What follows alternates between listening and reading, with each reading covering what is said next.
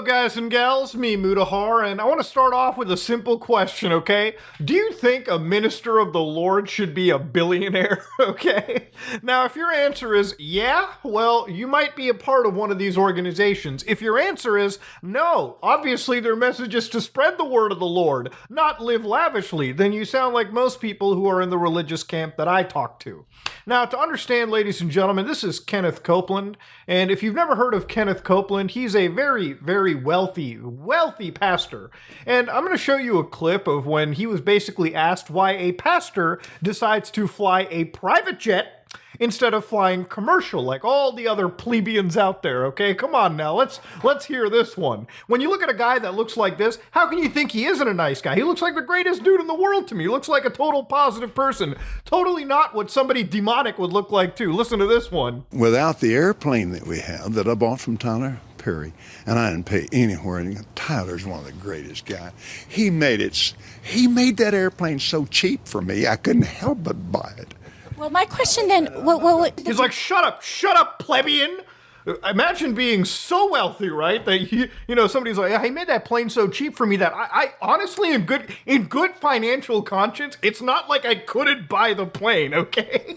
And you know, Tyler Perry wasn't selling that Gulfstream for like a fat $20. No. He wanted a good price out of it. And obviously, Kenneth had enough funds to pay for it. Now, obviously, I think that a pastor shouldn't be private jetting. I think he should fly. I don't think pastors should be rich. I don't think imams, I don't think rabbis, I don't think any religious leader should be crazy rich. But that's just me, and I think most of the civilized world believing it. Now, obviously, if you're somebody that's knee-deep and somebody like this is a convent and somebody like this is a church, then you'll probably listen to whatever they say. These people are masters at brainwashing. And if you think this guy looks like a ghoul, when you've been brainwashed, this guy looks like the only one with the answers. Now, obviously, Kenneth Copeland has one of the largest ministries in the United States, and, he constantly gives sermons on the internet that, people tune in to watch. But I'm not here to talk about Kenneth Copeland. I'm here to talk about an actual pastor that may, in fact, be at the very end of their freedom. Now, ladies and gentlemen, months ago, I was actually featured in Filipino National News when I talked about one pastor known as Apollo Quiboloy. Now, Apollo is somebody that I found on the internet, and basically I was surprised that he was giving speeches and sermons, and I asked Team YouTube, why is this guy still allowed when he has an actual FBI warrant and he's on the most wanted list? Google and YouTube basically took a charge and they were like, oh yeah, we got to comply with United States legal sanctions, and they shut down this man. Now, Apollo Carrion Quiboloy, is basically charged by the United States Federal Bureau of Investigation for a conspiracy to engage in trafficking by force, trafficking of kids, and of course, bulk cash smuggling. So, this is a person that basically preyed upon individuals, allegedly, in the United States, and, well, we'll get into exactly how they moved things around. So anyways, this is the poster right over here, and the reason why I'm talking about him again is because recently it seems like his freedom is currently on the line. According to the United States, Apollo Quiboloy, the founder of the Filipino-based church, is wanted for his alleged participation in a labor trafficking scheme that brought church members to the United States via fraudulently obtained visas and forced the members to solicit donations for a bogus charity. So a little bit of charity fraud here too. Donations were actually used to finance church operations and the lavish lifestyles of its leaders. Now, charity fraud is one thing. I think withholding money for charities, but I think spending money on your lavish lifestyle is probably the worst thing you could imagine. Members who proved successful at soliciting for the church allegedly were forced to enter into sham marriages, where they would basically just say, hey, we're married, and the United States would grant them marriage visas for entry into the United States. And then, of course, it's alleged that some of the female members recruited worked as personal assistants or pastorals, and for Quiboloy, and that the victims prepared his food, cleaned his residences, basically also were required to allegedly have sex with the individual too during night duty. Truly sick, depraved shit. I mean, this is quite literally what the United States is alleging to be modern day slavery. And the way that they're moving people around is, by definition, it's, human trafficking. Like, this is literally the actual allegation being made. And it's no joke over here too. Now, November 18, 2021, a federal grand jury actually issued very new indictments, which, by the way, again, innocent until proven guilty. I want to make that very apparent for the record. But from a California point of view, they basically released this 42-count indictment where they actually threw a bogus charity they had under the bus, a charity based in Glendale called the Children's Joy Foundation. Now, when I looked up the Children's Joy Foundation, what was hilarious is they actually have, like, from what I understand, like an actual website here. And of course, if you look around for their actual operation, they'll tell you that they are, in fact, just an actual, like, website. They advocate for the protection of children, not only because of existing laws, but because it's every child's right to be protected and cared for. It is society's innate responsibility to give every child the opportunity to lead a good life. And of course, you got Quiboloy over here, who's like basically one of the people who started it to begin with. Now, I decided to see, oh shit, let me see what countries they're in. I go to the CFCJF USA, click on their affiliated partners, and it leads me to this like scam pop-up blocker, tool to download. Probably shouldn't do it, in my opinion, if it's linked at all to this charity. The last actual page that the charity had was back in like April 8, 2018, where again, they talked about, CJF and the USA division. Now, obviously, these people were basically soliciting money on a website that looked pretty normal. Again, you can see their actual EIN tax IDs right over here. And again, let's grab their tax ID and maybe we can pull some IRS information out of it. And again, these people were making like contributions, and of course they were spending money too. Like they spend 10 grand on occupation, rent, obviously for their facility, $2,800 on printing, and 77 grand on other expenses. So let's look at their Schedule 0 or Schedule O. Other expenses return, checks amount, other expenses, program, amount. So they just list the amount over here like line by line by line. But yeah, it turns out that all of these expenses, the FBI alleged, was going directly to feed this man's insatiable luxury. I've seen way too much IRS documentation for my lifetime. I literally, my eyeballs do not want me to look even further. But ladies and gentlemen, to go back to it, one of the reasons we knew that it was actually apparently even like a scam here was through one of the actual individuals, one of the defendants, Maria de Leon, 72 years old, resident of Koreatown in Los Angeles and the owner of Liberty Legal Document Services. And she was one of the people that allegedly processed those fraudulent marriages and those immigration-related documents for those workers that ended up coming from the Philippines. So what the FBI says is under Quiboloy's direction, the administrators brought workers from the Philippines to the United States, they confiscated all of their IDs, and they forced them to work long hours outside businesses soliciting money. So if you ever walked by one of these people and they were like, hey, can you give us some money for our church? And you gave them like 10 bucks, they would basically tell you it was there to help those impoverished children we saw earlier in one of their websites. But of course, it was all designed by the FBI allegedly to literally, fund the lifestyles of these individuals, the leaders, Quiboloy and whatnot. And that's an interesting situation to bring up. Obviously, combined with just the charity fraud, the human trafficking angle is where the FBI jumped into, and this is obviously the most important, most serious allegation that has been brought up. Now, how true are these allegations? Again, allegations are not statements of facts. It's always innocent until proven guilty in the United States, justice system. But again, the United States is pushing really hard to obviously bring this person to justice.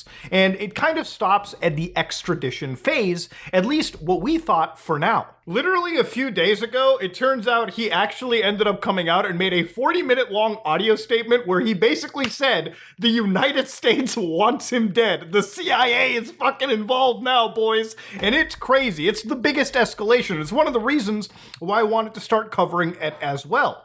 About a day ago, even like the lawyers and the legal team for this individual came out and basically gave like kind of a soft veiled threat and said there could be mass demonstrations, unrest if the persecution of the leadership of this organization is actually brought. And again, this is just veiled threats to be given off. And obviously, if somebody is committing illegal actions, they should be brought 100% to justice. And it really seems like that's the route that the government wants to take this. So he made this 40-minute long official statement, which again, we'll listen to a bit of it, where he talks about losing his freedom. Listen to this shit. Sinosurveillance ako dito sa Pilipinas ng CIA at ng FBI. Sarili kong bansa, ako po ay nagtatago sapagkat liligwakin ako ng ganun-ganun na lang. walang extradition process na gagawin. Dumating po sa aming kaalaman sa mga sandaling ito from reliable sources. Correct me if I am wrong, but these are reliable sources na dumating sa akin na ayaw na raw po nila ng extradition treaty. Ang kanila daw pong gagawin ng CIA, ng FBI, ng US Embassy at State Department, kasabwat ng ating gobyerno, ng Pangulong Marcos at ng First Lady at kung sino pa man ang nasa gobyerno, ako ay rendition ng kanilang gagawin.